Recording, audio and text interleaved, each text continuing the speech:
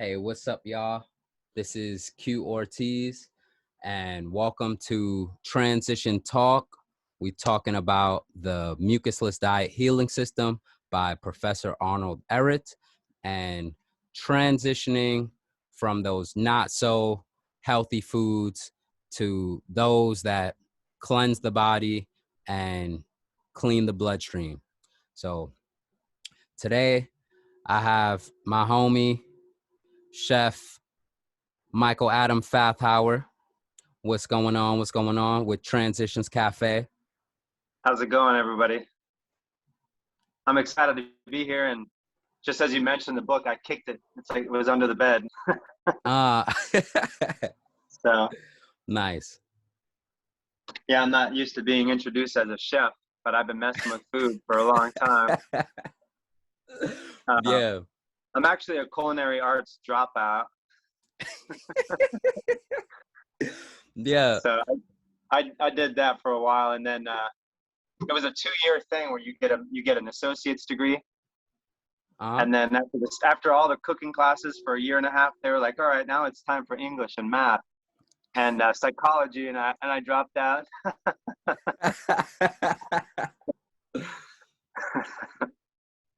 So I'm curious. I was able to hear about, well, one, your story on Professor Spira's Mucus Free Life podcast, episode number 6. And I'll leave a link in the description for that, for those of you who want to get in depth with Michael's story here. And when you got into the culinary arts, or culinary, I was thinking like culinary too, like Oh, the wow, colon. Yeah. colon. Yeah. Yeah. And Wow, that's really good. the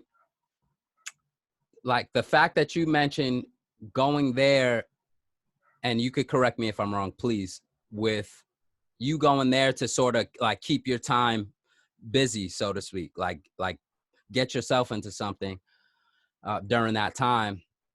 And I was able to hear that, then see you at the Ehret Day celebration 2021. And you had been to the first annual and the second annual Ehret Day celebrations and working with the food. And my question is, where did you find your passion to work with food? Like how did you acquire that? That's a good question, because I think that I'm the type of person that no matter what I'm doing, I want to be artistic about it. And like, I guess art is described as like an expression or a way you do something, right? And the catalyst or the materials or the palette of colors or the objects kind of just change, but the artist is still there, ready and willing. And I remember my relationship with food has always been an exciting one, but unfortunately the foods I was eating before were, like not serving me too well. I used to be a microwave chef. I was cooking eggs in coffee mugs in the microwave when I was a little kid. Yeah. I wasn't making anything impressive, but I was always trying to make my own food growing up. I liked preparing my own food, but it wasn't the best food. But I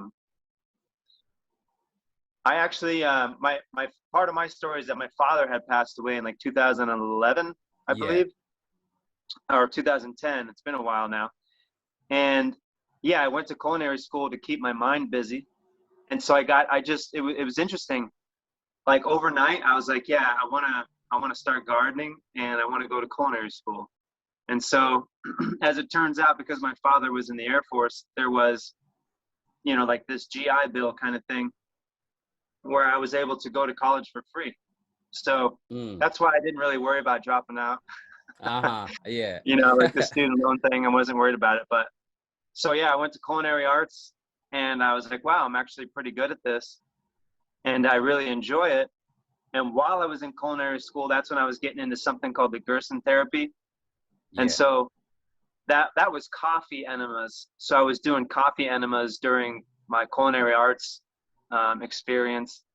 But I Okay. remember learning a lot more from some of the other students, and like the after school or the breaks from class, when we would go out for like 15-20 minutes. We would all just talk. And Mm. I don't even remember the guy's name right now. Um, but he's the one that told me about the Gerson therapy. And that's when I realized that the nutrition part of the class wasn't really on point. So Mm. when I was taking the nutrition class, my hand went up all the time. Ah. And I just didn't like what they were talking about. It just didn't make too much sense. But I still didn't have like a real good definitive answer. Like I wasn't firing back with anything to support my suspicion. Ah. But I was getting into the Gerson therapy, and it kind of started from there. As far as like my father's, he passed away. He was real sick from like antidepressants and like pharmaceuticals. So that got me into investigating like the FDA, or the Food and Drug Administration, and then that got me into the food guide pyramid stuff. I don't know, like um, I guess when I was trying to lose weight, it wasn't working. But when I made lifestyle changes, instead of focusing on just getting rid of some weight, I made some big lifestyle changes, and then I started losing weight, like a lot of weight, and it was just like this bonus, Ah. um, like a good side effect of some other changes I was making. So I And guess I guess culinary arts 2010 is when I was like, all right, well, I guess I could back up. Like I like, not everybody just decides to go to culinary arts school, right? There's always like some kind of interest that's there already. So yeah. I guess I knew that I was interested in it. So that's all it took, and I just wanted to learn a little bit more. Yeah. Okay. So you mentioned wanting to lose weight and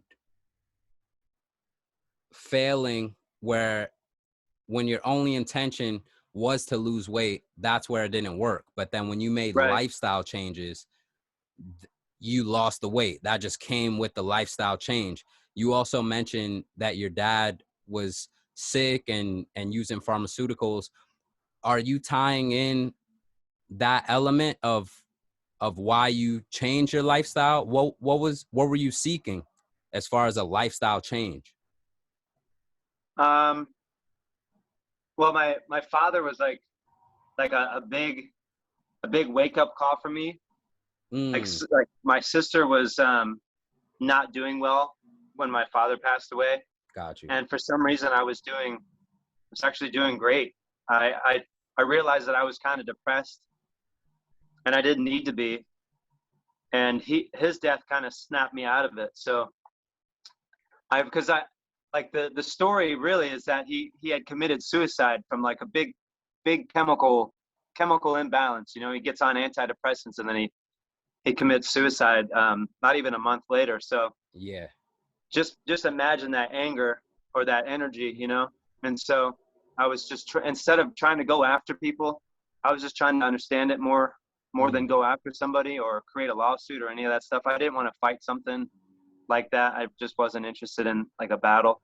yeah. I was just making the best out of the situation. So I just had this big spark, this fire that lit underneath me. And so when I started studying a little bit into the pharmaceuticals, that's when I got into contracts. Like I started getting into contract law because I realized we were being controlled through our food, and there was a lot of additives being put in the food. And I, I, I guess I was very ignorant, definitely very ignorant, because I just didn't like, I'm not perfect, but I'm not evil trying to kill people, like on purpose, anything like that. That's some crazy stuff. So I was like, not willing to accept that at first. And then I had to kind of go down that dark route, and I had to get real angry and real angry, and it took me a while to climb out of that.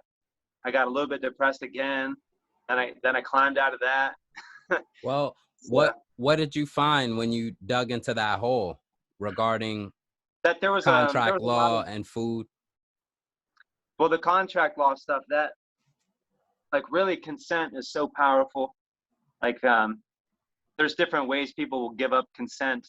Like if you're not buying the food, first of all, you need to be aware of what's in the food, and you need to know why it's bad to even make that informed choice to not purchase something. Because anytime you buy something at the store, it's a vote. You know, if you buy something, they say, okay, people like it, let's replenish it.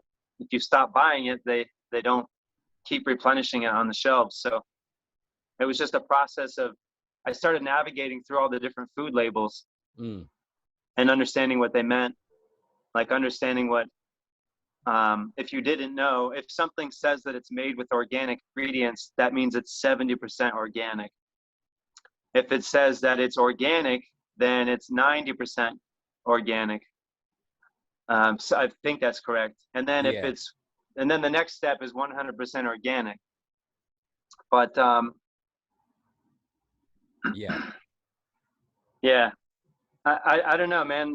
It just naturally led into, why am I being controlled? Because it's not hard to feel that something's not right. You know, it's pretty easy to feel that things aren't right out there. You know, we can live our best lives, but at the end of the day, there's just some things that we may think are out of our hands or out of our control. And slowly but surely, we can make those things, you know, we can gain control again in certain aspects of our life, but there's still like this lingering, you know, cloud of poop out there. it's just trying to rain down on all of us, you know. And I don't watch TV for them reasons. I don't watch the news. Like, I don't even know if it's going to rain until I'm getting wet. Like, I just don't care about like newscasts, any of that stuff, you know. So I'm just creating my own little bubble, so anybody that interacts with me has a good time, that kind of thing. But yeah, it gets real heavy. It's all most of it, what's going on around us is like private companies, you know. So they only have power like if you play into it, you know. So I guess like one of the things that upset me so much is I was actually pretty happy in my little ignorant world about a lot of things, and then I started uncovering a lot of things, like fluoride was one that really upset me. I learned a lot about, like you said, you worked in a water store, so I don't know if you guys talk about distilled water a lot, but I got real heavily into distilled water. I got into something called the Royal Rife machine. Have you ever heard of Royal Rife? Royal Rife? Yeah. Nah. Oh, cool. Could you? I didn't even know I was going to mention him today, Royal Rife. Yeah, Royal Rife. I think he was in New York. I believe he was in New York, but basically he didn't invent a microscope. He invented like the next best microscope, to where he improved on someone else's invention, and he was able to zoom up and zoom in real close with a microscope so closely to where he discovered the bacteria and like the germ kind of world, like different things like malaria or E. coli or like AIDS virus, all that kind of stuff. He was able to see that stuff, and he would basically, I don't know if he named it, I don't know how that all played out, but he was able to keep like a logbook of all these things.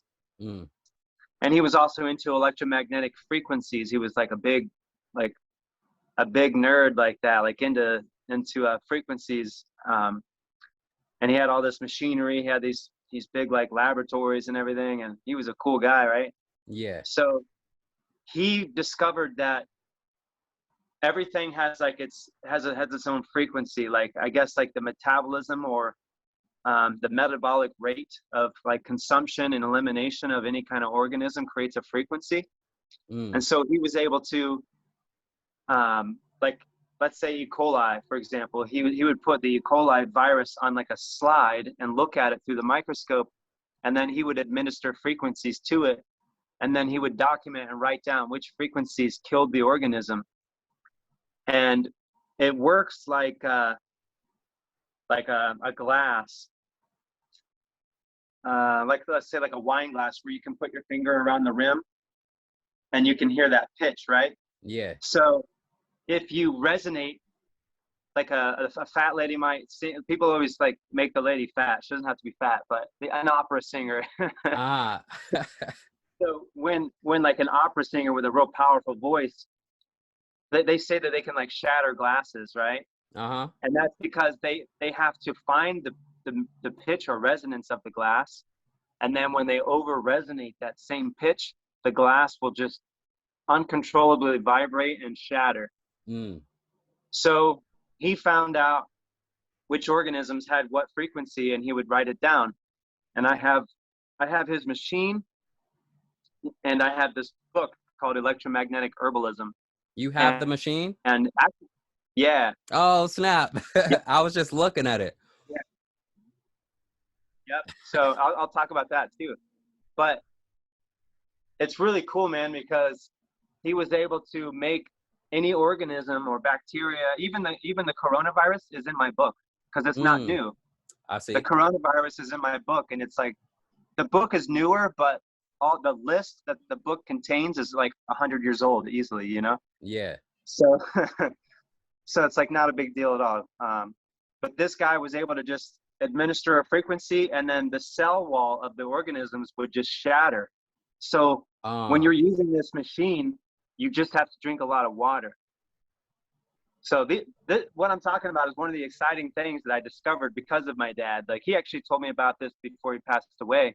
And I don't know what happened to his machine. Like, by the time he passed away, and like the whole like will and the estate was kind of gone through and divvied up with the family, like that machine just wasn't there. I see. So I remember a couple of years later, after his death, I was at a garage sale and I saw the machine. I was like, no way. Yeah. And in like garage sales, things are real cheap, right? Yeah. So there's no price tag.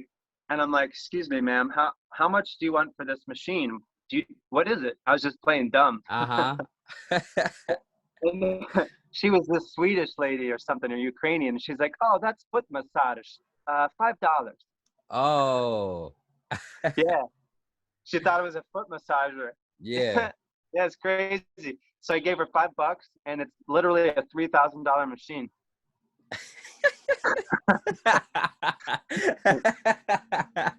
Yeah. Yeah. And I was there looking for Nintendo games at the time, because I was like, I was big into the Nintendo games, and I have since sold all my Nintendo games because I just didn't want the distraction, you know.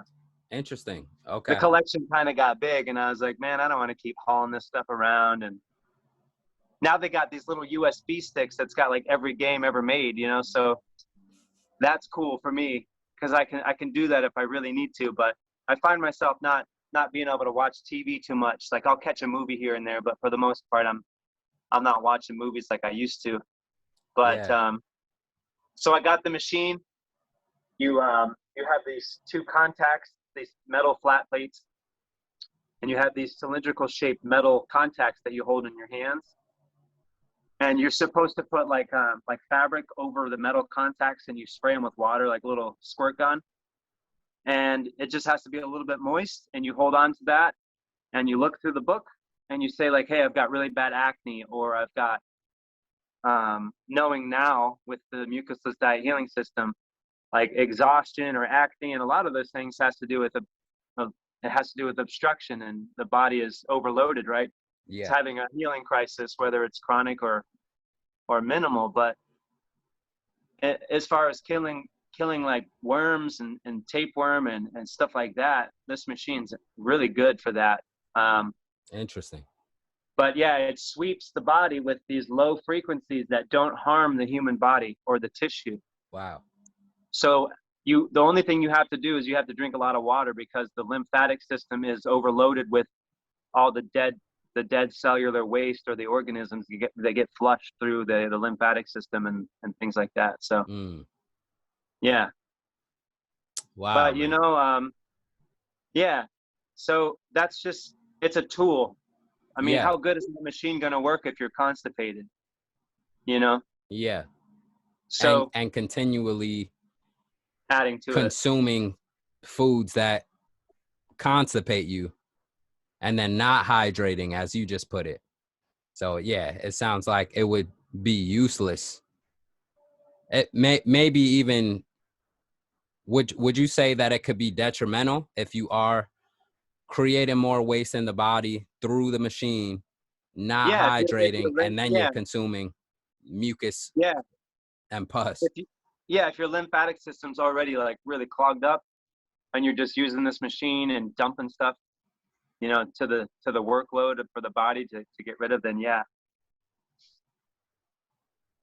And, you know, I even had this weird mindset because I used to smoke cigarettes, and if this machine cured cancer, which cancer I know now is like, you know, everything is just constipation of the tissues.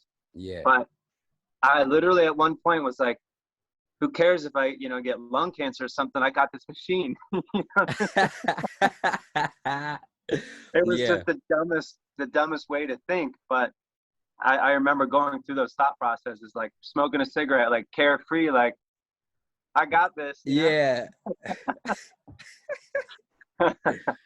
Yo. Yep. So that at least you kept it positive, man. Just like, you know, if you gonna if you in that vibe, it's like, all right, feeling good about life. Yeah, absolutely. So I still got the machine. I don't use it all the time, but that's one of the things that I discovered, you know. So I knew about that. And at the time that was a big breakthrough. And so that was just the tip of the iceberg for me as far as my journey, you know. The mucusless diet got me to kind of like get lazy about research because I just feel like this is working so good that like, what's the point on certain things? What's the point on like researching it, you know? Yeah. Where how you said with the Nintendo games or the USB stick, that can be a distraction to what you're doing.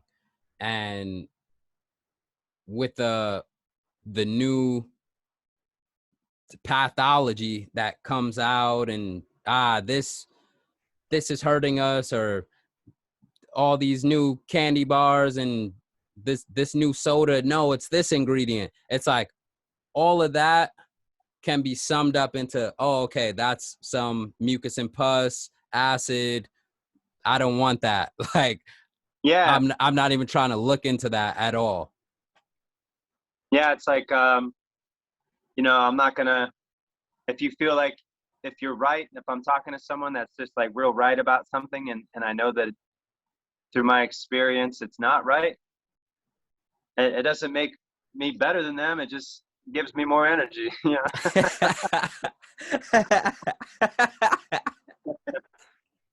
So. Yo.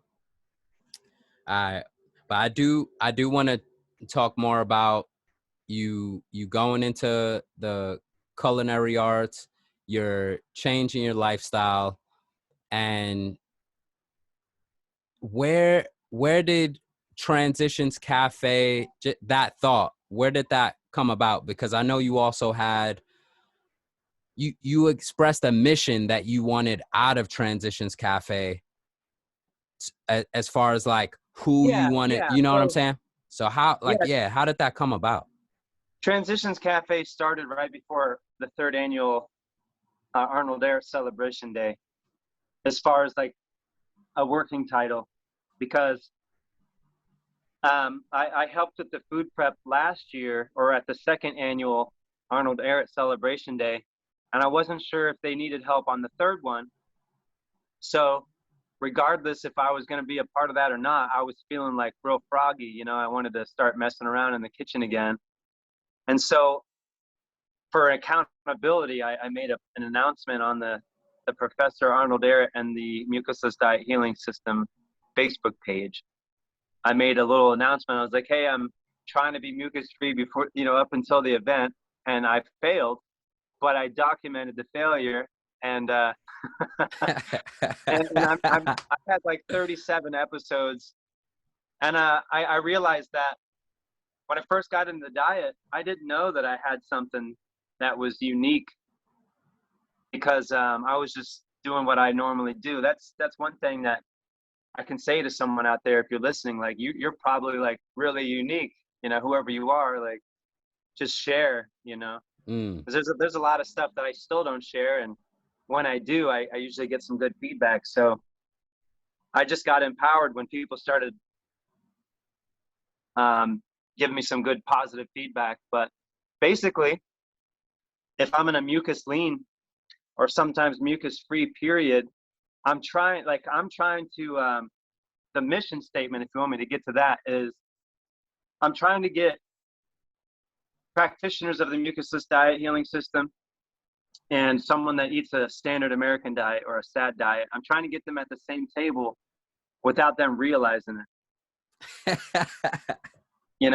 So Yeah. like if I ever had a restaurant, there would be like multiple people from all over the place as far as what they eat, and they would all be in one spot because something was like some kind of common ground for everybody. And it doesn't have to be mucus. Most of the time it is something mucus forming, but how, like, there's not all mucus is created equal. So what can I do with these recipes without turning it into another vegan cookbook, kind of thing? Because I am working on a recipe book.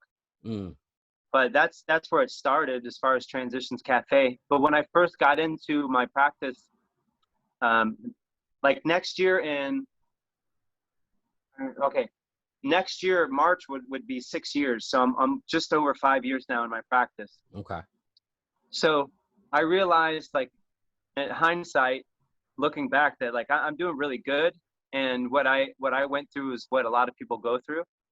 But my transition was actually pretty tasty and fun. And at first I didn't want to share it because I literally thought you draw a line in the sand and you're over here, you're mucus free, like that's where you're at. Mm. And that's just not how it's going to happen at all, because we're going to bounce back and we have these addictions to mucus forming foods and stuff. So I documented some of it. So I've got some of that old footage where I'm like grilling vegetables and like burning them on purpose because I wanted that char, because Yeah. I'm so used to having like meat on the grill back in the day that had some parts of it were like kind of burnt. Like, so I just remember that. Yeah. And I also know I wasn't as consistent as I could have been with my enemas. And that's when I came up with the phrase, when the enemas are away, the mucus will play. And it's very true. Because that's what happens. Like, just a couple years ago, I ended up eating a bunch of cheese pizzas for like 3 months. And How consistent? Like 3 months? Yeah. In the 3 with my months. enemas? No. With the pizza. I'm Oh, curious. it was three straight months of just try to kill yourself. And yeah. Yeah. And the thing is with me is I was an emotional eater. And so, yeah. and I feel like I still am, but with the tools and like, Yeah. my momentum I have right now, like, even though I might eat like sesame seeds or like tahini, which is ground up sesame, I might do that stuff, but I'm not doing it for 3 months anymore. Like, it was just this learning curve, but Yeah. also getting mucus out of my body has lifted my energy and my mood. But I would purposely like skip out on enemas. If I skipped a few, I would just kind of like lose my momentum, and like it would turn into like this self-sabotage kind of thing. Yeah. And the day I broke out of the cheese pizza prison cell, Professor Spira and Brother Ehret called me like on the phone, like a 3-way kind of call. Like we all started talking. Yeah. It was wild because I was missing in action for like 3 months. Like, I wasn't really on Facebook much. Yeah, in the pizza box prison. Yeah.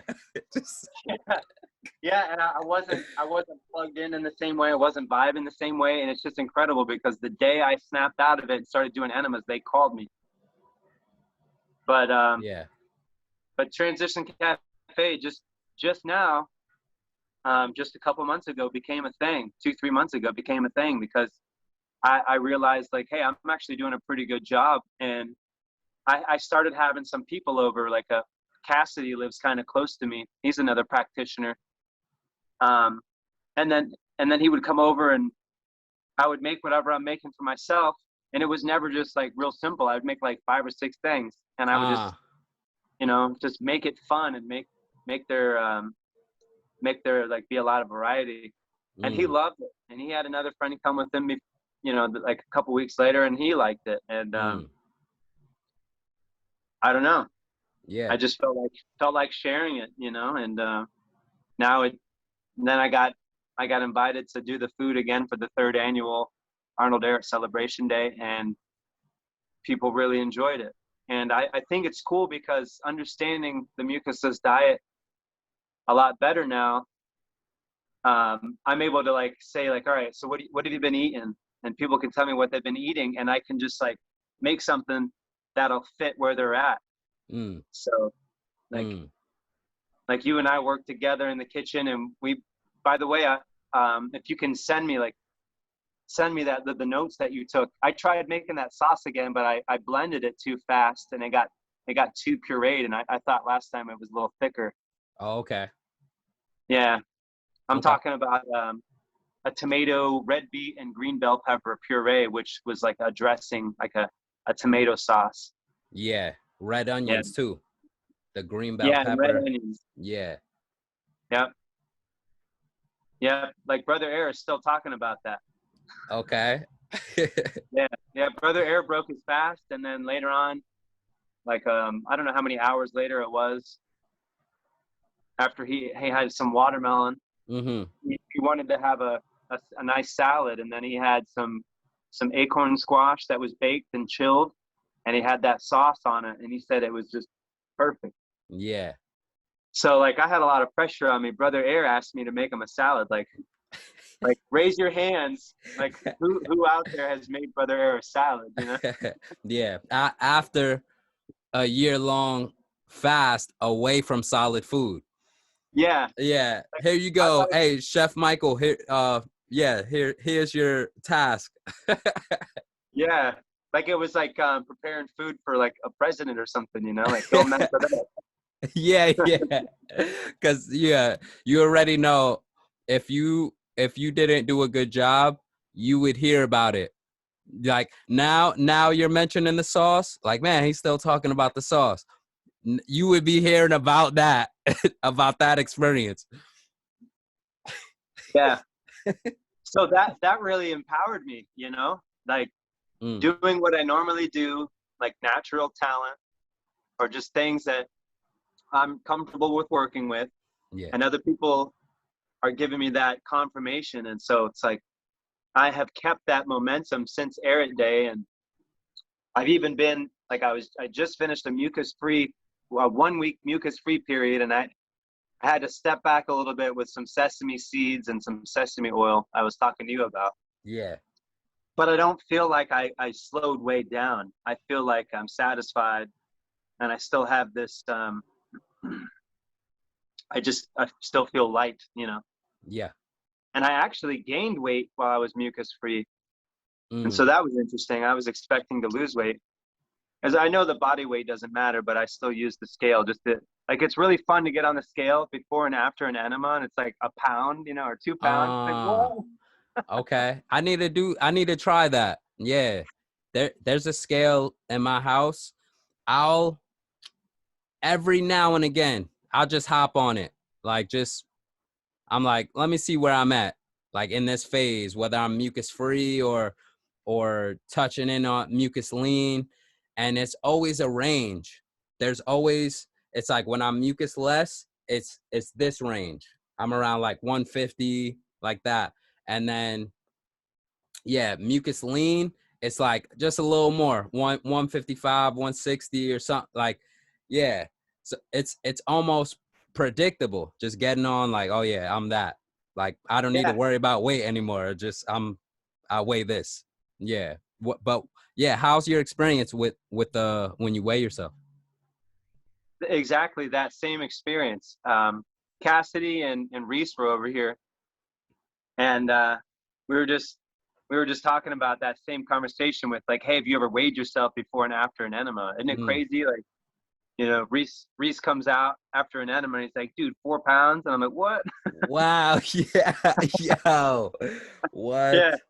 But yeah, we all got on the scale guessing each other's weight. And I was able to guess my own weight within a pound because I just, like you're saying, there's, I'd say like 5 months ago,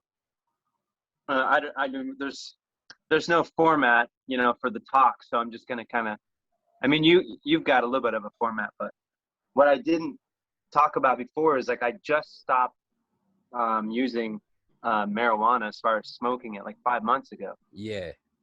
And right after I stopped doing that, it's like, I got like this character unlocked, talking about video games, right? Like this, I achieved like a new level and like unlocked this new character. Yeah. And I lost like 25 pounds. Just from when you stopped smoking Yeah. marijuana? Yeah. Wow. Because Wow. I was in this weight range and it was somewhat normal and predictable, but it was also based off of like other stimulants. So when I removed that stimulant, I'm like, I went from like 208 down to like 182. And I've just been hanging at like 185 for months. Wow. So what would you say when you just tied in other stimulants? What did you mean when you just connected the smoking of marijuana? Yeah. Marijuana is a stimulant, and I'm not saying it's bad because I actually used it to deal with my father's death, but I also did it before he died. I enjoyed it, but it was more of a coping mechanism after he passed away, and I like decompartmentalized his death in that event, and I bit off what I could chew over the years, and that like I remained calm and stable for the most time, but recently I feel like I didn't need it anymore. So when I got rid of that layer or that stimulant, social circumstances or experiences kind of changed, conversations changed, certain things or people that I would hang out with, those changed. Not that I'm not friends with some of them, it's just like I'm not enjoying or and what's the word, I'm not participating in those events, you know, whenever they're smoking. I don't even like the smell anymore, honestly. When it's burnt, I don't like that smell anymore. Okay.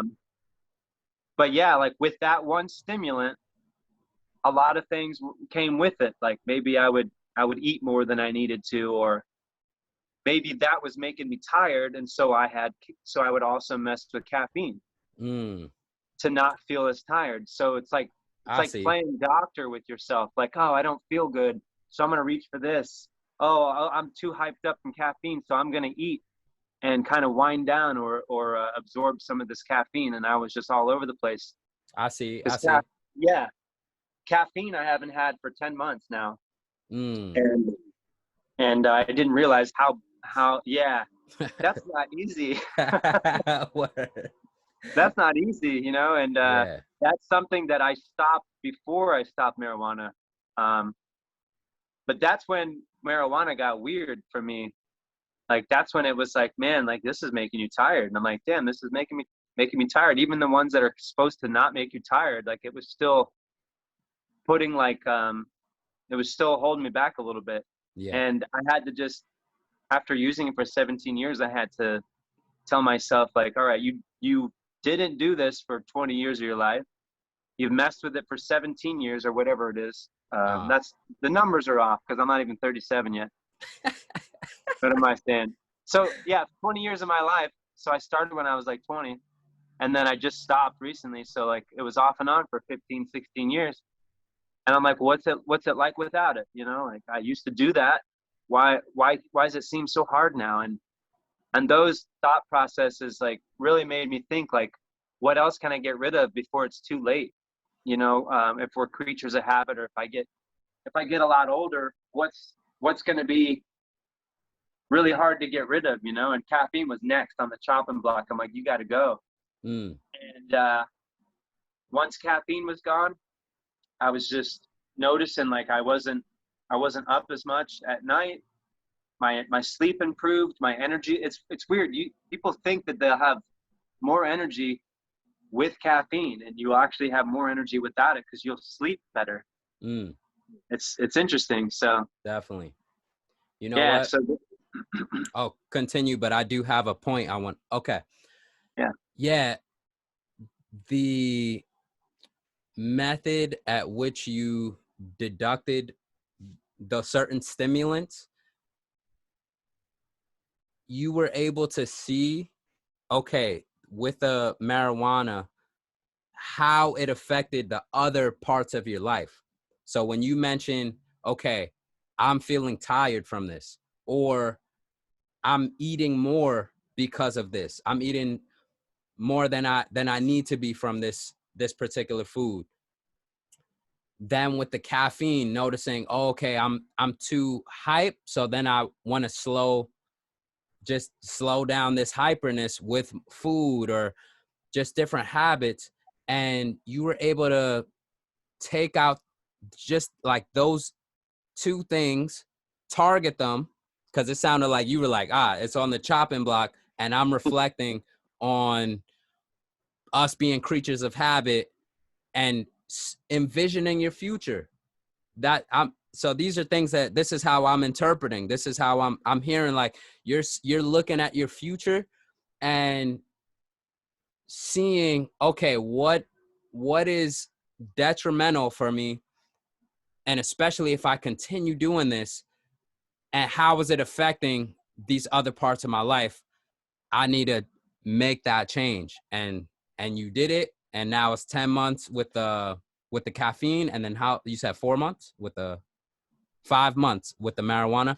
So yeah, man, I think that's powerful, and that could be a helpful piece for people just trying to get off certain foods or certain substances, whatever, but really looking at that reflection of, okay, really, how is this affecting me? How is it affecting these other aspects of my life? So I just wanted to emphasize that. That felt like, Yeah, yeah, definitely. I agree. It's a big deal. It's a big deal. And what else is next? Yeah. I don't add salt. I had a little bit of salt recently, Uh, but I'm trying not to. So for the most part, I use dulse or like seaweed flakes. But every yeah. once in a while, I still like put a little bit of Himalayan sea salt in there, and like I get it. Yeah. It's not good to do that, but it's Well, better than what's your thought on salt? Cause my thought on salt. Okay, yeah, my thought on salt ties into my thoughts on water, because with water, you either you drink water to as a catalyst, right? You use water to hydrate your body and to remove waste. At least that's what I look at it for. yeah. And on the uh, what's it called? Not the hydraulic cycle, but In the body, no, just in nature when it rains, evaporates. What's that called again?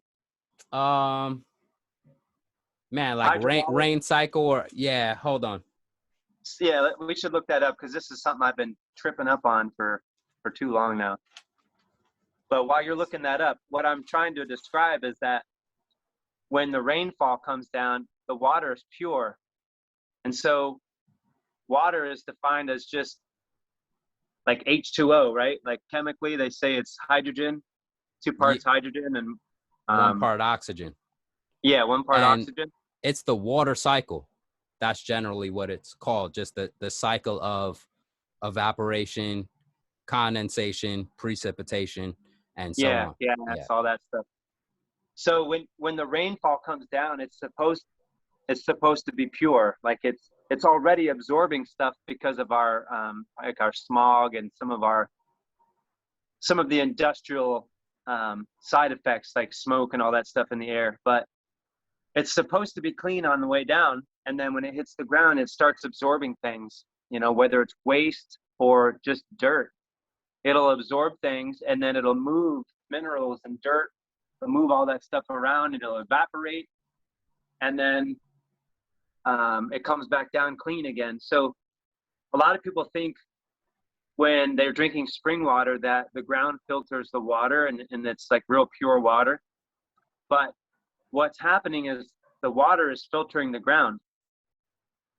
The ground is not filtering the water. So the water, when it moves around in the earth, it's actually picking up and dropping off minerals and moving things. So when you drink water, when I drink water, it's supposed to be empty. It's supposed to have the capacity and that astringency to be able to pull and remove waste from the body. So when we drink spring water, the water molecule is already loaded down, and it has already done its job, and it doesn't have much room for more, you know, as far as being able to attract wastes in the body. Yeah. It doesn't have the ability to be as strong when it's going through the body. So I drink just distilled water, and I have for like probably 8 years or more, maybe 10 years. And the reason why is because when you drink spring water, it leaves stuff behind, and those mineral deposits or mineral scale build up over a lifetime, and they create arthritis. They create stiffness in the joints. People like my grandmother, her artery, my grandmother used to be pretty healthy, even though she was nowhere near a mucusless diet practitioner. She was very active. She was like, I think 85 or 87. She was up on a ladder one day painting, and it just wasn't rare for her to be up on a ladder doing stuff, cutting the grass at that age, you know? Yeah. And one of her arteries tore.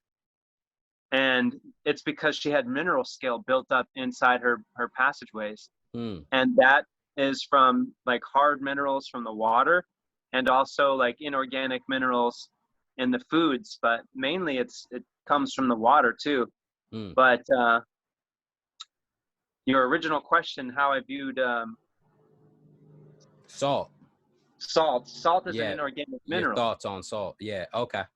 Salt is no different than any other trace mineral in the ground. So the difference is that when we consume mineral salts in like fruits and vegetables, those are available for the body to use.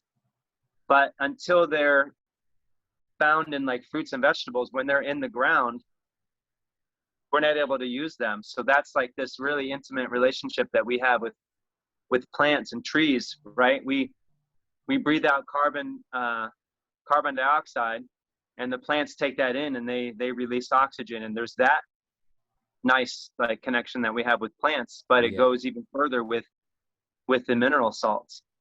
The plants, the fruits, the green leafy vegetables, all that stuff, they're able to take up minerals from the ground. I mean, if we can't utilize those minerals, they're like right there. We can pick them up in the dirt, hold them, but we can't benefit from them unless we get them in the liquid or food form from the fruits and vegetables. So if you were to put spring water on a piece of glass that was like, let's say you've got perfectly clean glass, right? It's squeaky clean. You pour spring water on it.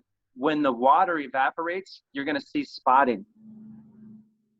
And all that spotting is trace minerals and mineral scale. Yeah. And it's really hard to see until it starts building up and building up and building up. And then you're like, oh, wow, I got to clean the glass.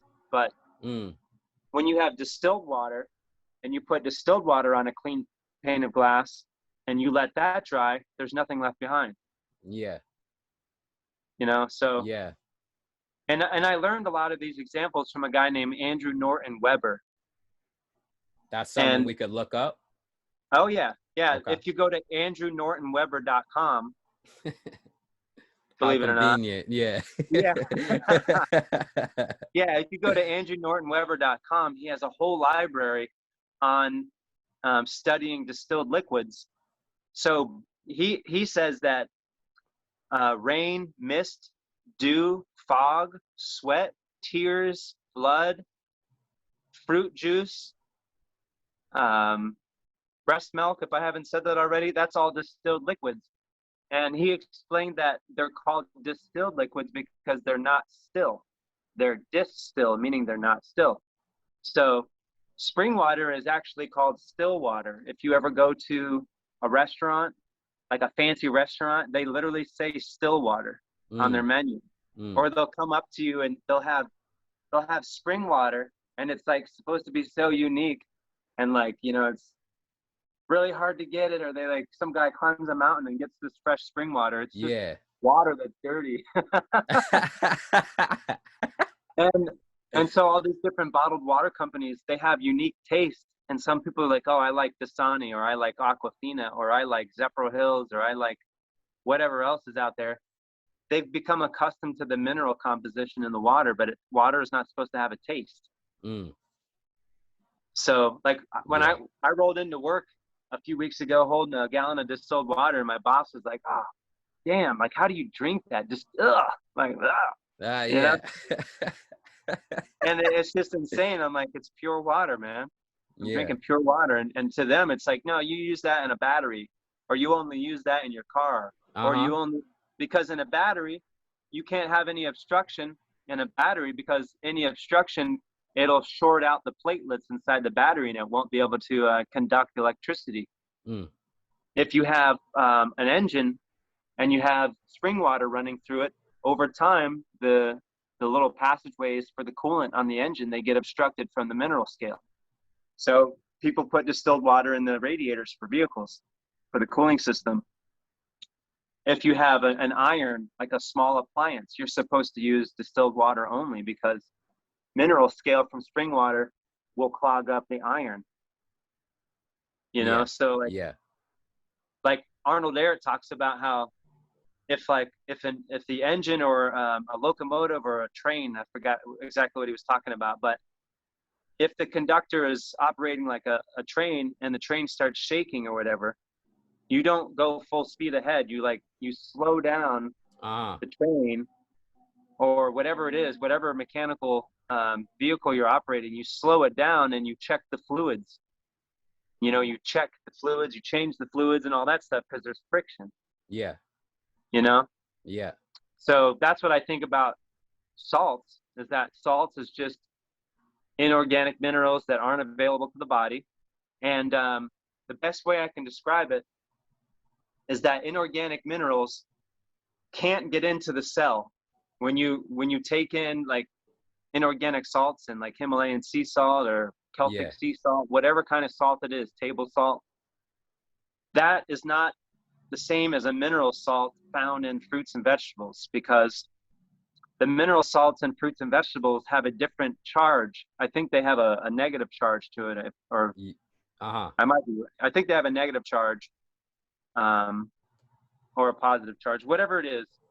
When they get into the body, if it's organic or living, it actually has permission to get into the cell and carry in the mineral salts, and then it carries out the waste from the cells, the cellular waste, right? But if it's inorganic salt, the cell it's awesome. Like, our bodies are so smart. The cells will not let the salt in. But the salt, because it's at the front door, it's like it can't get into the cell, but it has a way of drawing moisture out of the cell still. So if you have the wrong salts, you're not hydrating yourself. You become dehydrated. And like sports drinks, like, I'm not going to name any, but our favorites. Yeah. Some of our favorite sports drinks. when you drink those, they make, and even think like with sodas, they make you like want to drink more, because they have so much sodium in it.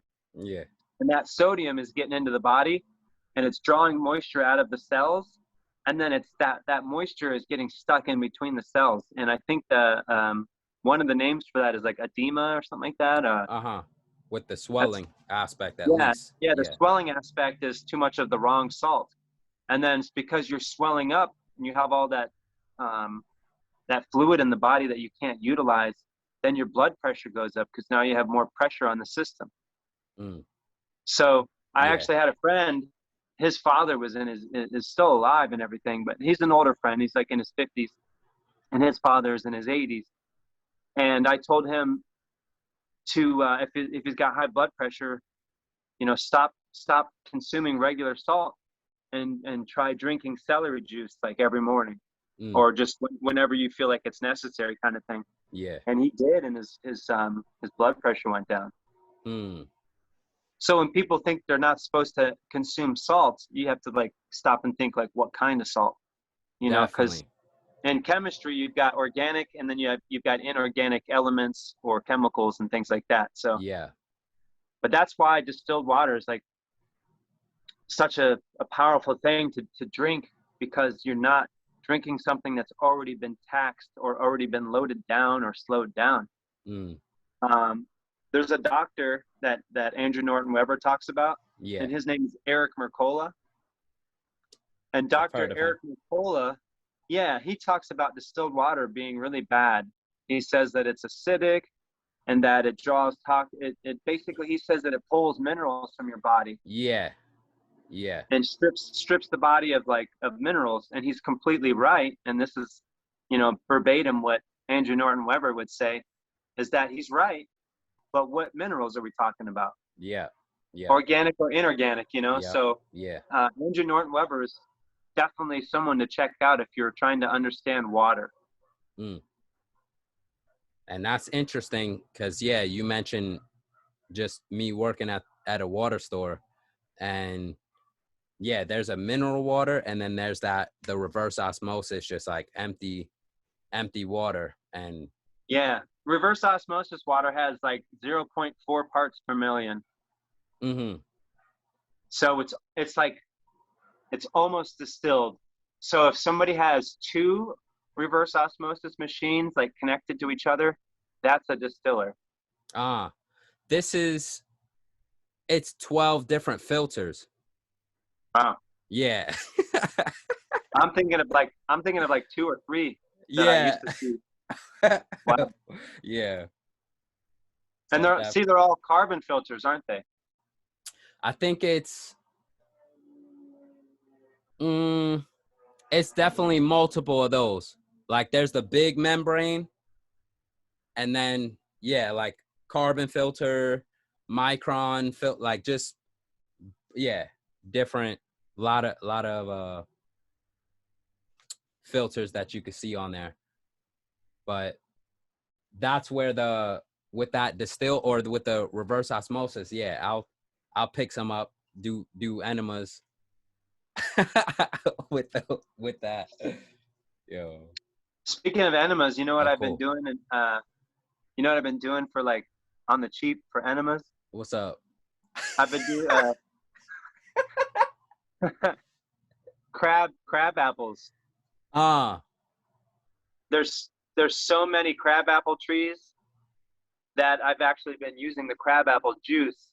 Because it's really astringent. Like some of these wild apples, if you take a sip of the juice, it's like, it's like really sour. So do an enema with it. So it's cool, man, because you know how we were talking about like figuring out what mucus forming item we could eat, and then telling ourselves, well, that's too far, so what could we eat instead of that? So there might be a time where people are like, man, I don't know if I could do a lemon enema right now. Like, I just don't have it in me. Like there's some days where you might be tired or not even want to do an enema because it could be like too strong, or you have too much gas because the mucus is being dissolved like at a rapid rate from the strength of the lemons. So this is like a way to back away from lemon juice, but still do the enemas, but not using just water. Just water. I got you. Yeah, it's like in between lemon and water. Interesting. Yeah. The crab apple. Yeah. It's like scraping the mucus. Yo. Hey, what's up? Can I show a picture real quick of a crab apple tree? Yeah, for sure. You cool with that? Of course. Okay. Of course. It says that I need your permission to. Let me see. Because, man, these trees all around me are just loaded. And like, if you're doing a lot more fruits and vegetables as a practitioner, and you look around, like nobody realizes that there's apples on the trees. Like everyone else is just Not interested. Can you say that again? Sorry. Yeah, I'm just saying some of the perks of being a Mucusless Diet Healing System practitioner is that Yeah. there's like all these fruit trees around and nobody else cares. Oh man. Yo, I was mentioning recently there was a mulberry tree around and nice. Yeah. Looking at the Yeah, crab apples. and those aren't small. Those are like maybe like the size of a tennis Wow. ball, most of those. Wow. And so That's I've a been doing. lot. Yeah. Yeah. So how funny is that? That it's, if you look around, that's a cemetery. So I'm like, I guess technically I'm like sneaking into a cemetery where like a lot of people passed away, and I'm grabbing this life right here so that I don't have. So I'm trying to stay out of the cemetery by going to it. Yeah. You can visit, but you don't have to claim a stake there. Yeah, not yet. So the adding on, where there's a mulberry tree around my neighborhood here, and I discovered it a few years back to where it was the season for them. And I think the season was ending because they weren't so fresh. Birds were getting to them, but I was able to still get a few years back. This year, man, that tree was in season. The mulberries were in season. I'm heading by there. There's a guy eating some. Like, he understood. He knew what was up. He was munching. Like, like he's standing there in it. And I saw him and I was like, oh, the tree must be good. Like, the tree must be ready. So I park my bike, go to the tree, and I'm just snacking. Like, we're just together in this. Like, it felt so good to connect with someone about fruit and about the tree and about appreciating this gift that we're given, just the fruit and the trees.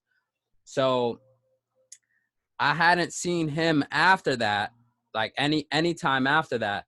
But for me, yo, every day, man, I was just climbing that tree, getting the most of the berries that I could.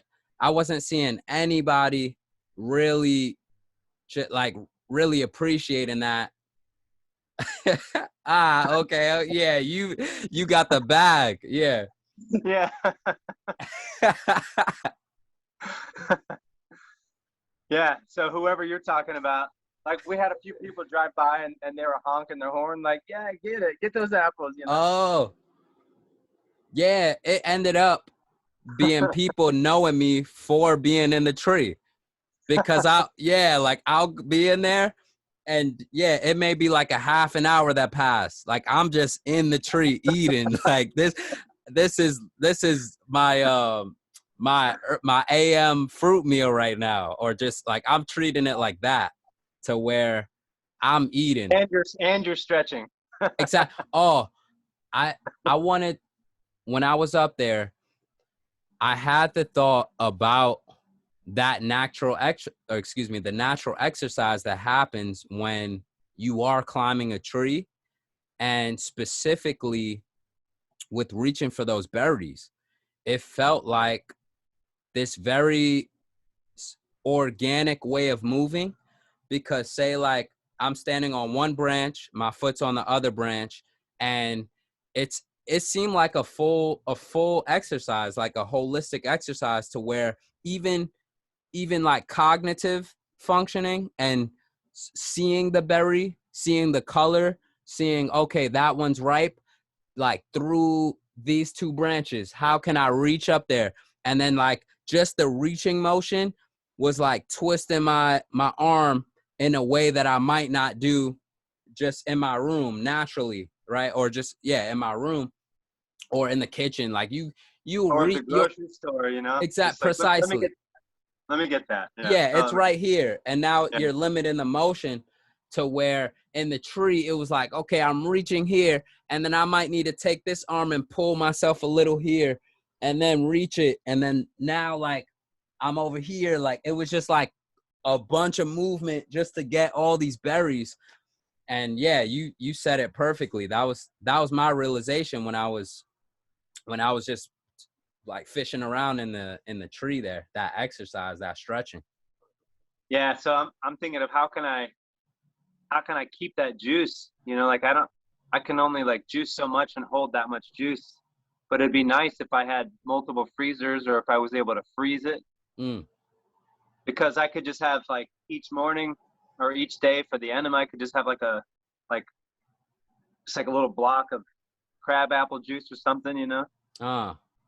You know, I'm just trying to be cheap about it because I'm out of lemons right now. Okay. So, Okay. and I can get more, but I have to wait until Sunday, I think. Okay. I get them by the case. Got you. Okay. Okay.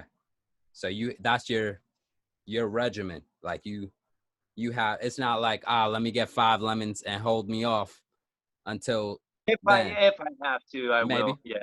Okay. But with this apple juice, I found like a bridge. Okay. Okay. Yeah. Especially where, you were able to get a large amount and work with that. Yeah, and that took 10 minutes to fill up part of a trash bag, you know. And we left some on the tree, and you couldn't even tell we took anything. So I want to get into, I know we spoke about your past, how you got into into the culinary arts, got into Transitions Cafe. You mentioned the homie Royal Rife with that machine that you got, and then what you've been doing with Transitions Cafe, with the Facebook group, the Professor Arnold Ehret and the Mucusless Diet Facebook group, where you're sharing the Transitions Cafe recipes. You mentioned not only catering for Ehret Day celebrations, but also working on that recipe book as well for people. So we'll be scoping you out, checking you out. Yeah. And then, I wanted to touch in, you touched in a little bit on like liability contract. We probably can talk about that another time, like, just because I know you talked more about PMAs and liability, and even you brought up the like deactivating the Willie Lynch chip on the Mucus Free Life podcast. You were mentioning that. That is a crazy thing. Yeah. Like to think that people are getting treated that way. And that whole Willie Lynch trip, that Willie Lynch chip trip. Yeah, that's sad, but people need to hear that. Yeah. So I mentioned that because you did a great job expressing more on freedom on that Mucus Free Life podcast, and I would like to talk about that too. Talk with you. At some point. I would like to also say that I found out about freedom through diet, because I saw my dad lose control of his mental state. And it had to do with the pharmaceuticals, you know. So I started there. I got into the food stuff, and then I got into the contract law stuff, and then it all kind of goes hand in hand. Like, you clean yourself up, you feel like you're experiencing like some more freedom, you know, physiological freedom, mental freedom, better clarity. And then all of a sudden, when you remove yourself from the crap around you, literally crap, because everyone's constipated, you start removing yourself from that, and then you realize that they want to include you all the time and their reality. So the contract law stuff, I mean, how deep do you want to get into it? I think I got 25 minutes, because I'm actually doing the Mucus Free Life coaching with Professor Spira. And I have a 7:00 coaching call with him. So if any of you guys are interested in checking out Mucus Free Life, like coaching, he does group coaching, and I don't know if he's doing one-on-one right now, but like there's personalized aspects to it, Yeah. like menu plan and things like that, where he helps tune in people's diet and their schedule and gives you that time and caters to your routine a little bit. But I mean, it's a group dynamic, but it's also personable too. So I have like an accountability partner that I check in with, and we talk with each other and see what we're eating and that kind of stuff. So it's cool. But yeah, I got that going on, but I got 25 minutes. If you want to chat on anything, it's cool with me. Okay. You want to lead the way. For sure. How helpful are you finding being a part of the Mucus Free Life coaching program? Well, the first time I went through it, I didn't participate as much as I should have, but I was getting ready for Ehret Day. So Professor Spira was nice enough to let me sign up again. And, you know, he gave me a discount to sign back up, because you're only going to get out what you put in, kind of thing. Yeah. So if you're not doing the work, you're not going to get anything out of it. But he provides like a nice template. He's just very organized. It's the best way I can put it. Yeah. So he's very organized, and he's like always on it, isn't he? Yeah. Yeah, it's unbelievable how organized he is. Yeah. So he offers that element to where he helps you like keep track of your time, and the way he dissects the Mucusless Diet Healing System and turns it into, like, he's got the e-course. So like the e-course is something that complements the coaching. You know, you have to read the books to understand the coaching, but yeah, the main thing I'm getting out of is accountability. And then like there's stuff that I won't talk about that he talks with us about. But it's basically like secret weapons and like better tools to hone in your practice, you know? So it's like, instead of reading a bunch of books, this is just an example. Instead of reading a bunch of books, if you know someone that you trust that's already read the books and they don't have any ulterior motive to steer you wrong on what came out of those books, and like he basically consolidates a bunch of information and gets you to like leap years, like in your practice. He can get you over a hump, that kind of thing, you know? Yeah. So. Okay. And I know, yeah, we talked about the future of you mentioning your retirement plan, like Yeah. you know, like your future, because you mentioned the crab apples. I know you had crab apples on your land, correct? Yeah, and yeah, I got crab apples on the land, and there's some apples that aren't crab apples. I don't know their names, but yeah. So my retirement plan, I was in a work truck with this guy that I work with, and he asked me basically if I had any. I forgot how it came into it, but he asked me about my retirement. He's like, because he's like Mr. Finance, and he's already retired, and he just does tree work for supplemental income, and I'm doing it for food and stuff. Yeah. For me, it's not supplemental, but I also don't have to work full time, so that's cool. But I told him straight up, I said, my retirement, I don't have a 401k. I don't have a bunch of money invested in anything. I said, what I'm eating and the diet that I practice, that's part of my retirement plan. Seed bank, because I've got hundreds and maybe easily thousands and thousands of seeds now. That's my retirement. I have been working my butt off, and now I have 6 acres that's mine, and I have that to look forward to. He's like, well, what if you can't work? And I was like, well, I'm gonna die in the garden trying to plant something. Like, I don't know what to tell you, man. I just don't want to picture myself slowing down. That's just not acceptable for me to, like, that's like death culture kind of thing, you know? Like people save up money, they have a big big lump sum of money, and they want to get patched up, or they want that health insurance. And I was just trying to explain to them that my health insurance it's already started, like right now.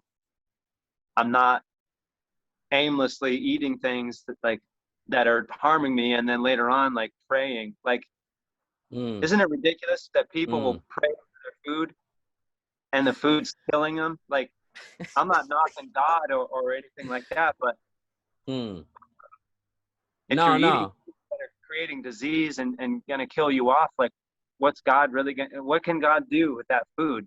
I don't know. Yeah, it's interesting though, because I know and I know you know the feeling too of when you do get this food, whether it be from, fast food restaurants or just the microwave chef, man, like, like just you get these TV dinners and all that. And it is, at that time, it's food. Like it's like, oh yeah, like, oh man, thank you so much. Like, Yeah, let's like, no symptoms, everything's good, feeling good. What was that? You said no symptoms? No symptoms, things are good. Yeah. It's, and it can be viewed as like a gift still, to where Yeah, for you sure. are Yeah. given this food. Yes, like to help. Thank you to the animals that, like were sacrificed or whatever, right? I've heard that before, like in particular prayers. And yeah, it's such a trip to bring it back to what you just said, where you're praying over this food, giving thanks to God for this, that is causing obstruction. And yeah, later Now I'm symptoms. giving thanks for the understanding of what foods to pray over and appreciate more. You know, because like I don't know how long I'm gonna live, but the idea is to just kind of fade out and not have this violent death. Yeah. You know? Yeah. Because those stories where people just kind of they fall asleep and they're like, yeah, he died in his sleep, peaceful, and it's like, oh, that's awesome. Like, Definitely. Yeah. I'm trying to be like, yeah, like how organized Professor Spira is, like that, with how I peace out. Just like, everything's just, yeah, organized. Like, all right, we cool. Like, I see y'all. yeah. Yo.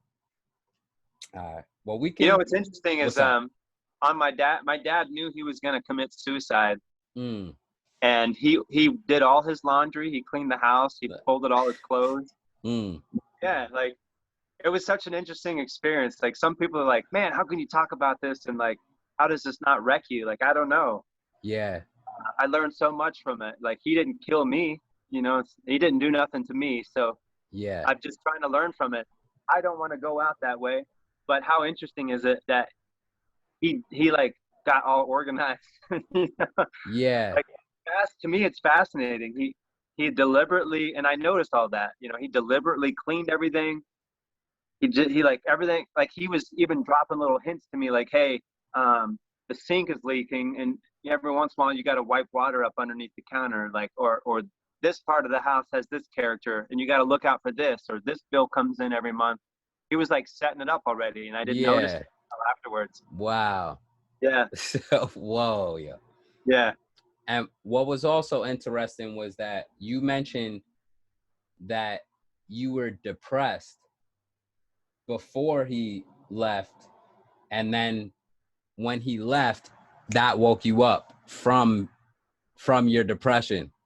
Yeah. So that was like, yeah, interesting twist there. It wasn't, like, it wasn't, you said like your sister, not to say she wasn't depressed, but you said like I was the rock. she was feeling it. Yeah. Yeah, I was like the rock and like the shelter for her. I helped her out a lot, I think, emotionally and stuff. And one of the things I like to say a lot is that after my dad committed suicide, I basically tell people that it was either drugs or college, so I chose both. And it's true. I was smoking a lot of a lot of herb and going to school, but it was the best way that I was able to cope with it at the time. Yeah. But man, I'm so grateful to find out about the mucusless diet, though, I'll tell you that, Yeah. because it just it really calmed me down. It gave me purpose. When we talk about Transitions Cafe, this kind of ties into it as well, is that once I completed culinary school and then started learning more on my own about like the Gerson therapy or more about nutrition and distilled water and all that stuff, I started to see this picture being painted, and I'm like, wow, culinary school wasn't really, where I'm supposed to be. And like baking and pastries was my favorite class because of the artistry and just like just how many skills goes into, like, it's really hard to make like a big wedding cake, and like some of those details, like I really liked it. I got lost in the practice, and I didn't want to serve people that because it wasn't the best. You don't want to, unless you're like really, really unplugged. Like a lot of people know that eating cake all the time is not good. So, I mean, it's not like I wanted to be a baker or something, but I really enjoyed that. And now I realize I have this new passion because Transitions Cafe and food as a medicine, and like when and why to use a certain food. It became more powerful, and I became more passionate about it. And like where you're at with your practice, like when we were at Ehret Day, I was in the kitchen preparing food for like 60 people. And some of it was simple, some of it was like more involved, but they were still pretty simple, and the food was still clean and that kind of thing. But Yeah. Q would come in and out. You would come in and out of the kitchen and just grab a carrot, and then you'd like, that was it. You're not heating up anything. You don't have a pot on the stove. You just like, sometimes you don't even know you came and left. You just opened that refrigerator door. And what'd you do? You showed up with like a 50-pound bag of carrots or something? It was all right. So me and Cassidy, we split a 15-pound bag. Oh, okay. Yeah. But I was getting the carrots more so. Like he was getting some carrots, but I knew for me that I was gonna be putting a dent in that in that bag. Yeah. Yeah. Oh Man, you were in a groove though. Like I was thinking about you because I just completed a 1-week mucus-free kind of deal, and I didn't have carrots on the menu, but I was just fruits and green leafy vegetables. But nice. Yeah, it was cool, man, watching you do that. Cool. Yeah, I was able to it's funny because even though we were in a room and in a house full of Mucusless Diet Healing System practitioners, there was still a sort of temptation, you could say, to where some practitioners may be using oil, some might be eating salt, right? Like these little nuances to Yeah. where in my particular groove, I've been on a practice of not having added salt, not having added sugar. And at that specific time, I wasn't doing oil. So different dishes, this has salt in it. Oh, this has oil. Oh, this has this is fat, like olives or all these different things. And even in those environments, still needing to maintain your practice. Sorry, it's pouring down rain. I had to close the windows on the third floor, or the rainwater comes in. Oh, it's cool, man. That pure water. Yeah, pure water's coming down. You're closing the windows right now? Yeah. Mm. I'll show you.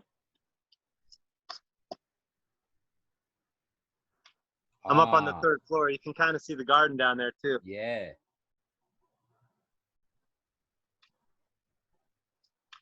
So that's another Really thing, cool. man. Like if you're practicing this diet, you're gonna turn into a gardener. Ah, I know. Yeah, Reese jumped into it. I see you in it. Aqua. Yeah, definitely. Yeah, I try to grow like a squash plant. Like, definitely. Yeah, when I was seeing Reese posting different videos on his Facebook, he Yeah. had me inspired, man. Like about getting seeds and growing them. Is that your harvest you showing? Yeah, this is my mini harvest from today. Oh, wow. Yeah. So, I mean, it's a lot of work, but Yeah. it gets to a point where you just sit back.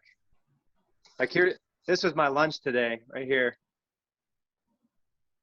So I had some Mm, store-bought red leaf lettuce, and then the rest of it is just from my garden. okay.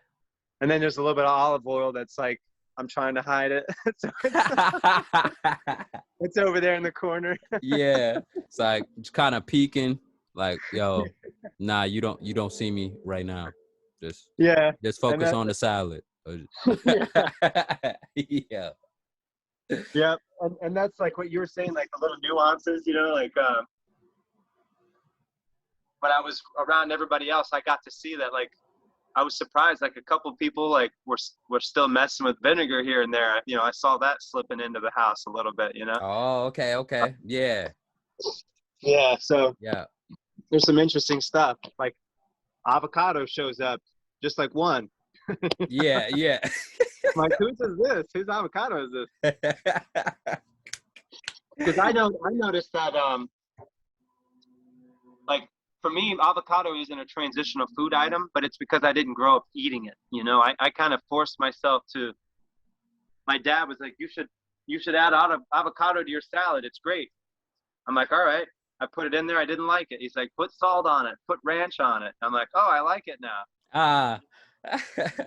But I didn't like it by itself. So I don't reach for avocados because it's just not like part of my physiology growing up. Yeah, yeah. So I noticed that about the diet is that like a lot of the transitional items that people use, they might have to go backwards on a timeline of what they ate. Mm, And it's going to be something that you favored back in the day, maybe. mm. That's a But great point. yeah. So for me, it would be like I was a starch eater. You know, I like abused starches a lot. So when I first got into my practice, I was doing toast all the time. Like I might have like 3 or 4 or 12 pieces of toast. Have you experienced that where it's like one piece of toast and then like half the loaf is gone? Man, my first year, I'll eat like first when I found out about the toast, because I was trying to slow things down where I didn't have my transition down. I just jumped into the diet, then had to find balance. Like, okay, I need to, oh, let me try the veggie meals. Oh, I'm still hungry. Let me try the sweet potato. Ah, let me try the toast. So I tried the toast. Man, one turn of, yeah, the whole loaf, just like toasting it. Then I try to add peanut butter to be full. Like, oh, let me add this fat, the peanut butter, so I could slow down and just be full. I ate more sandwiches, like more peanut butter toast sandwiches.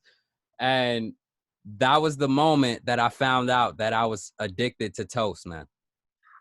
Like that was so from that time I've had different spells of that as well, to where that time I ate a bunch.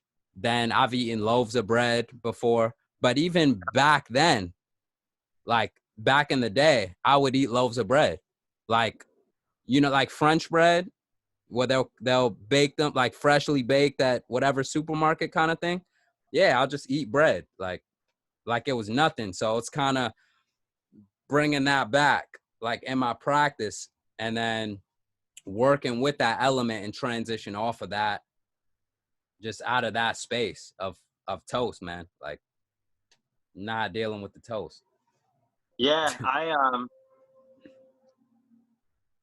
I ate a lot of it. I can tell you that. It's been probably it's been about a year or more since I've had a piece of toast.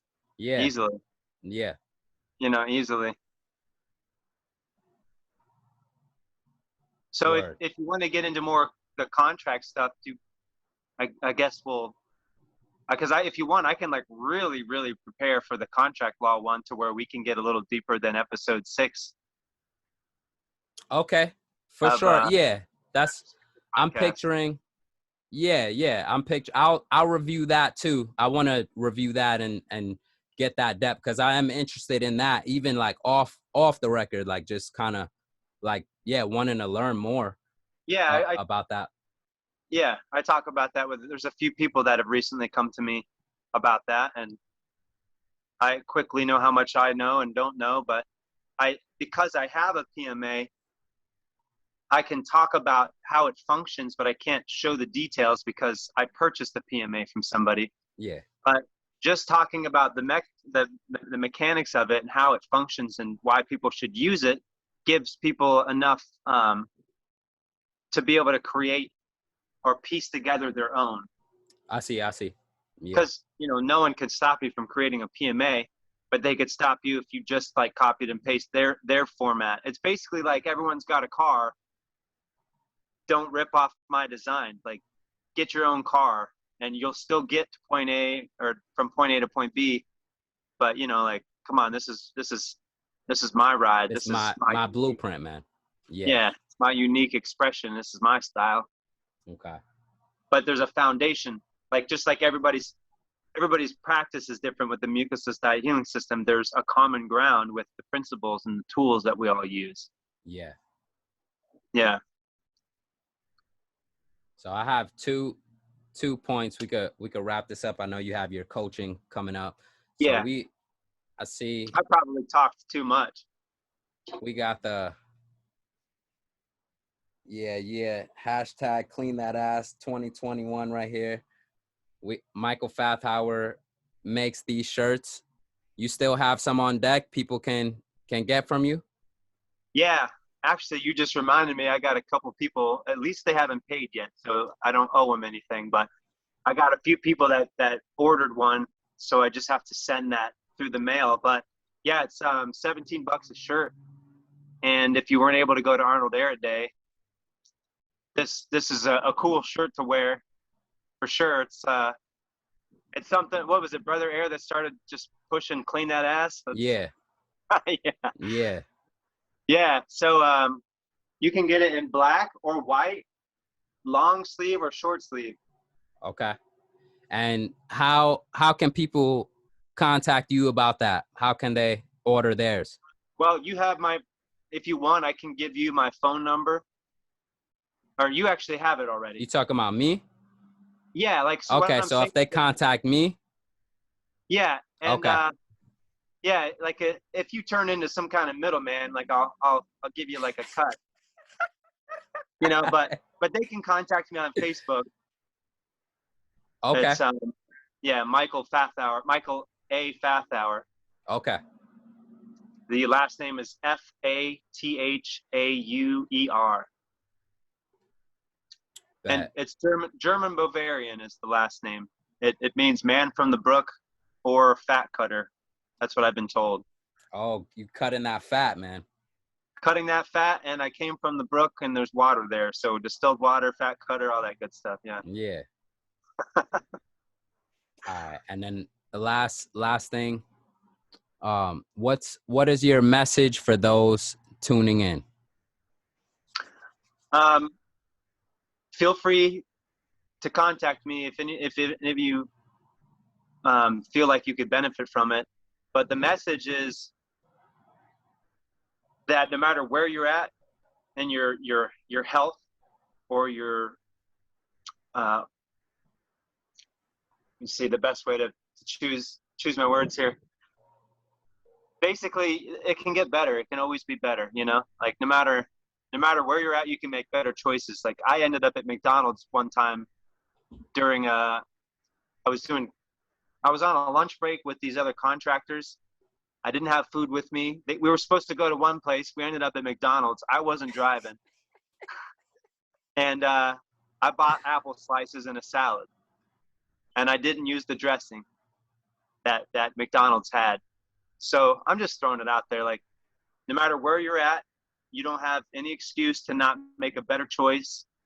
You know, check out mucusfreelife.com and check out, especially this book right here. This is like the main book that I would say everybody should get.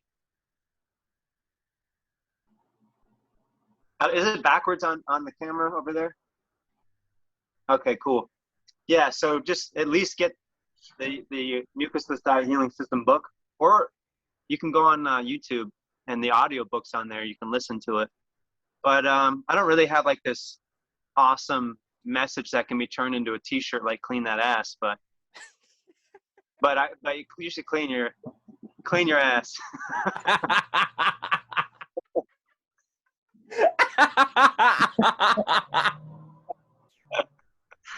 Yo.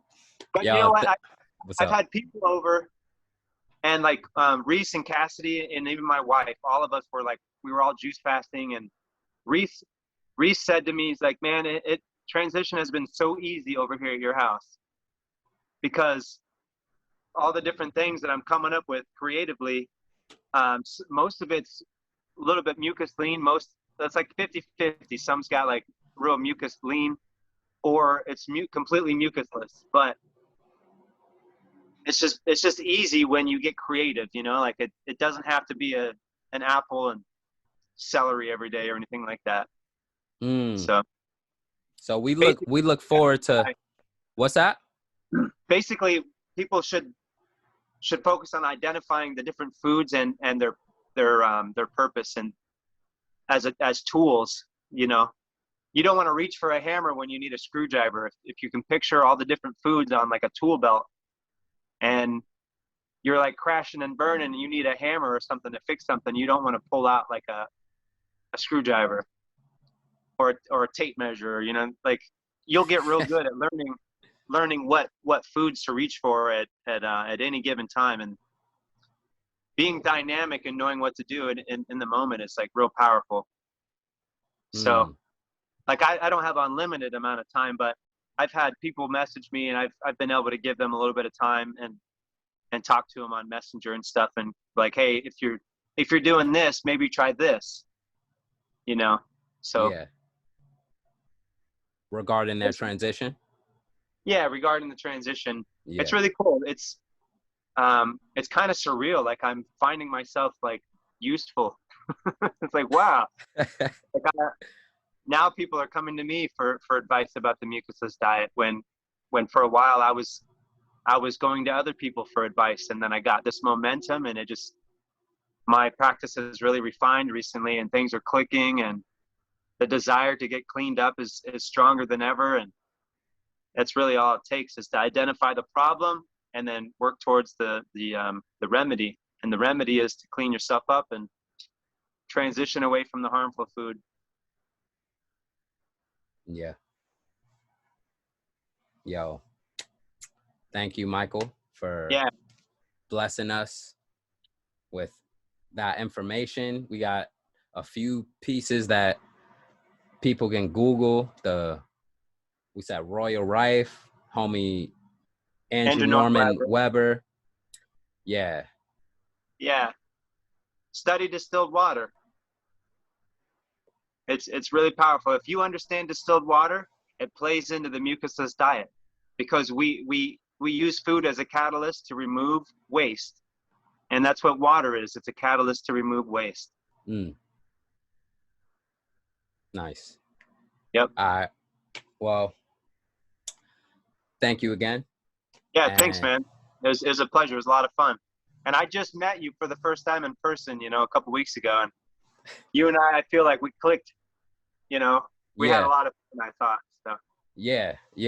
Definitely just like connecting on that vibe of just keeping things light. like keeping things cool, being in the kitchen, joking. Yeah. Yeah, just happy to be here. Happy to be breathing. Yeah. Yeah. Yeah. All right. Well, to y'all tuning in, if you like this, click like, pick your hashtag clean that ass 2021 gear up. You gotta contact me. I'll also leave the link for Michael's Facebook down there. If you have any questions or just want to leave a comment below to let us know you're happy with being alive and breathing, drop that comment. Also, if you want to continue on this journey with me, with us, with the Mucusless Diet, click subscribe and we can vibe. Peace out.